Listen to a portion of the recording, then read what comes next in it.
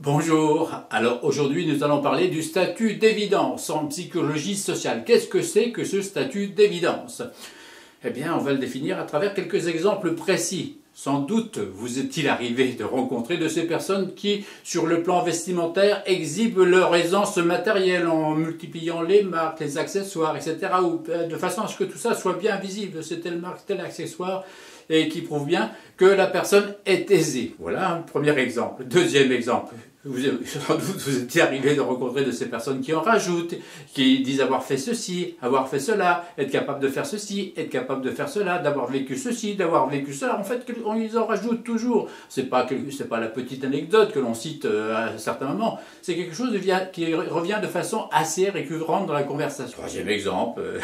Sans doute avez-vous rencontré de ces personnes qui étalent leur culture, leur savoir-faire.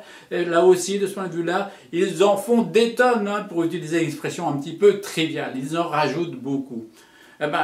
Ces trois exemples montrent à quel point le statut d'évidence ne les concerne pas. Le statut d'évidence, c'est exactement le contraire. Le statut d'évidence ne se montre pas, ne se démontre pas. Il est intériorisé, il est acquis par celui qui possède ce statut d'évidence. Le statut d'évidence s'impose de lui-même. La personne qui se sait riche, qui a intériorisé ce statut-là, qui l'a vécu comme tel, n'a pas besoin de le montrer, il l'est, point. La personne cultivée qui a ce statut-là, qui l'a intériorisé, n'a pas besoin de montrer sa culture, et elle est cultivée, point. Celui qui sait faire ceci, qui a vécu ceci, qui a vécu cela, là aussi, pas besoin de faire de démonstration. C'est un fait, c'est un acquis, c'est quelque chose qui est intériorisé. C'est ça le statut d'évidence. Le statut d'évidence, effectivement, n'a pas à se montrer ni à se démontrer, il existe, il est intériorisé, la plupart du temps d'ailleurs de façon inconsciente par celui qui le possède. Alors, vous vous souvenez sans doute aussi d'un exemple célèbre dans la littérature. Souvenez-vous de la chronique que nous avions faite sur Molière en disant que c'était le premier grand psychopathologiste.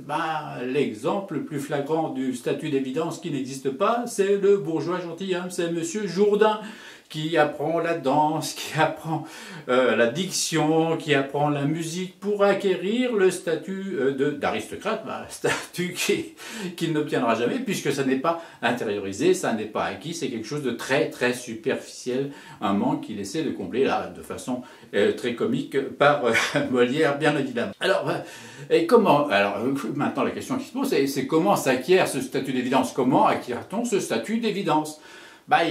C'est toujours la même chose, il s'acquiert à travers les premières relations qu'on a avec sa famille, à travers l'éducation que l'on a eue. L'exemple le plus flagrant peut-être du statut d'évidence, c'est celui de l'aristocratie, où celui qui naît dans ce milieu-là, avec les codes qui sont les siens, visiblement acquiert ce statut de façon, j'allais dire, tout à fait naturelle. Pour lui, être aristocrate, c'est tout à fait naturel, comme c'est tout autre statut pour celui qui a vécu telle ou telle expérience-là. Donc c'est quelque chose qui est vécu, qui est intériorisé tout au long de la petite enfance, parce qu'il est renvoyé aussi par les parents. Un exemple, moi il m'est arrivé de rencontrer des jeunes gens, des jeunes filles très beaux ou très belles, qui ne se sentaient ou qui ne se vivaient pas beaux. Ils étaient très beaux ou très belles en fonction des critères objectifs de la beauté aujourd'hui, mais pour autant ils ne se vivent pas comme beaux ou belles, parce que simplement, tout au long de leur enfance, on ne leur avait pas renvoyé cette image-là. Donc, ils ne se vivaient pas comme tel. Alors qu'à l'inverse, il m'est arrivé de rencontrer des jeunes gens ou des jeunes filles, j'allais dire qu'ils n'étaient pas vraiment très très beaux, mais qui, en revanche, se révélaient très beaux parce que, justement, on leur avait renvoyé cette image-là. Le statut d'évidence, donc, c'est quelque chose qui s'intériorise, qui se vit tout au long de la petite enfance en particulier, et qui s'impose et qui se vit de lui-même. Il n'a pas à s'imposer ni à se démontrer, il existe tout simplement. C'est ça le statut d'évidence, il est en quelque sorte évident. Allez, on se retrouve une autre fois pour d'autres chroniques. Au revoir.